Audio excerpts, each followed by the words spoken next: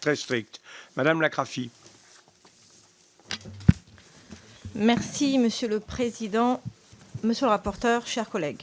Le 28 novembre 2017, le président de la République insistait à l'université de Ouagadougou sur l'importance de la révolution de la mobilité afin de repenser les liens entre l'Afrique et l'Europe. La mobilité entre les deux continents est ainsi une question centrale du renouvellement des relations entre l'Afrique et la France voulue par le président. À ce titre, la question de l'octroi de visa est devenue un enjeu majeur de nos relations bilatérales avec les pays de ce continent. Je constate qu'il existe une tension entre la politique de rayonnement et surtout d'attractivité de la France et la manière dont s'opère le contrôle des flux de migration, en particulier lorsqu'il s'agit du continent africain.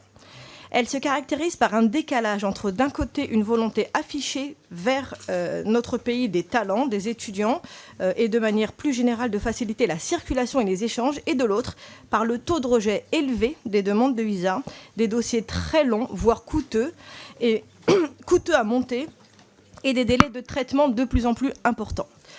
Je le remarque chaque année dans les pays de ma circonscription où les postes constatent que des étudiants qui devraient partir en France se voient refuser leur visa.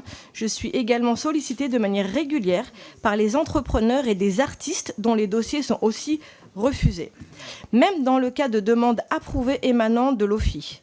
Les délais d'instruction compromettent parfois le départ du candidat dans les temps. Plus grave. Et beaucoup plus grave, j'ai pu à plusieurs reprises, durant mes déplacements en circonscription, constater le désarroi de certains de nos concitoyens français n'ayant pas obtenu de visa pour leur conjoint, voire même pour leur enfant. Ce phénomène alimente un sentiment de colère qui nuit à notre rayonnement et alimente le sentiment anti-français. Je souhaite donc avoir votre avis sur la manière dont doit s'articuler attractivité de la France et contrôle des flux migratoires qui, pour l'instant, je le constate, génèrent frustration et mécontentement en Afrique sans enrayer finalement les flux d'immigration irréguliers. Je vous remercie.